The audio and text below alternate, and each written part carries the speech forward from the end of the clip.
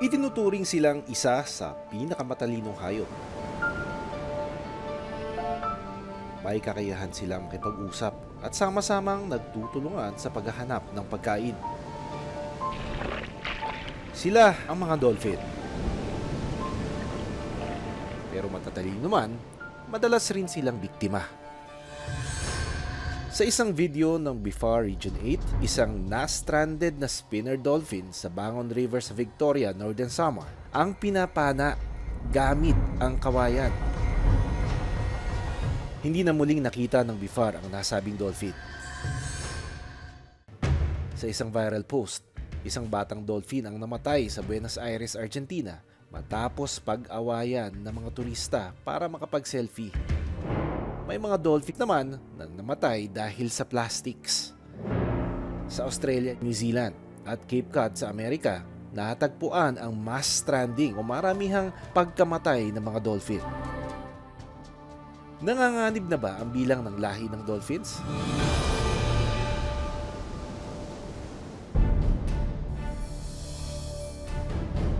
Dinayan natin itong isla ng Pamilacan dito sa may Bohol Sea. Yung Bohol Sea kasi is known as the cetacean hotspot sa Philippines. No? Doon naglalagay yung ilang species ng dolphins.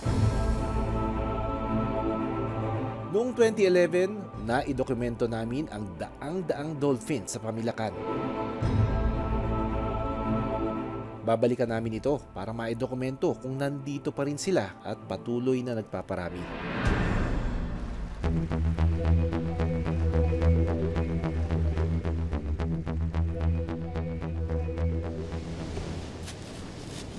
So as early as 6 AM, pumupunta na kami sa dagat dahil ganitong oras daw naglalabasan yung mga dolphin. Siguro mga 10 to 15 minutes pa lang, pinuntahan namin yung lugar kung saan sila naglalagay. Nakita na namin yung mga dolphins na nagdatingan.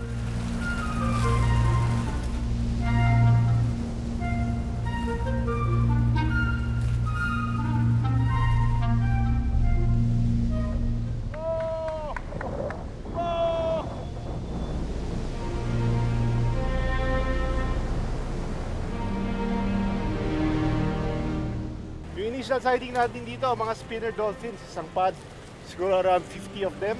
Lumalangoy dito. Some of them will go up to surface para huminga.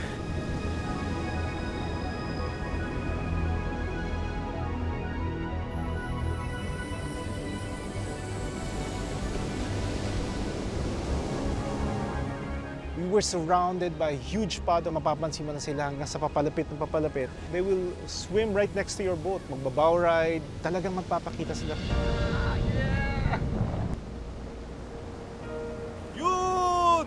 Yun! Tumatalo na! Ayos, so yung iba sa kanila nagpapakitang gilas na. They're basically exhibiting various behavior na ginagamit nila almost on a daily basis when they're traveling and socializing. Iba't ibang gawi ang ipinakita ng mga dolphin, tulad ng spinning,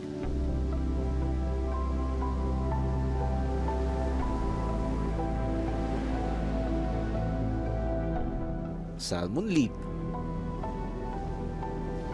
at half leap.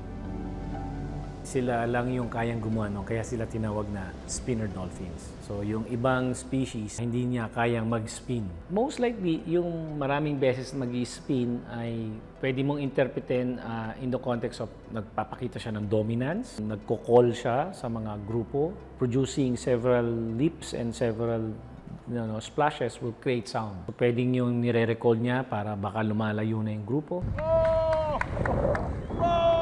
Habang sumasabay sila sa atin, may mapapansin ka na mas darker colored, smaller ones, nakasabay ng mga lighter colors na mas malalaki. Mga baby na dolphins, nakasabay ng mga nanay nila usually na lumalangoy. Yung iba sa kanila, tinuturuan pa ng mga magulang nila o yung nanay nila. Ayun, oh! Yung mga cubs, yung mga juvenile, sila yung mga nagpapakitang gilas. Mga maliliit kasi.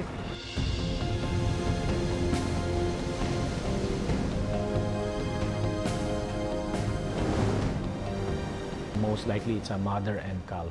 Tulad ng tao, ay inquisitive at makulit. Given the time na babayaan mo sila, di ba, gagapang ang mga bata. Ganon din yung dolphins. It will try to test the waters and do all these things, explore.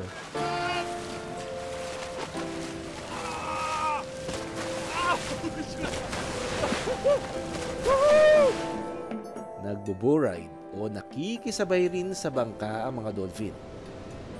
Maraming interpretation yung bow riding, yung iba dyan ay parang makaka-save sila ng energy kasi nga hindi nila kailangan lumangoy ng parang nagsasurfing lang sila.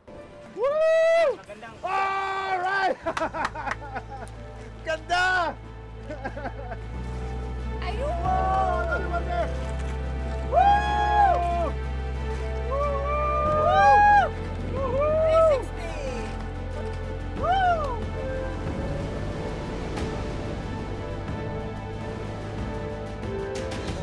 So we tried to film them underwater, no? Kung gaano kadami yung nakikita mo sa ibabaw, doble o triple ang nakikita mo sa ilalim.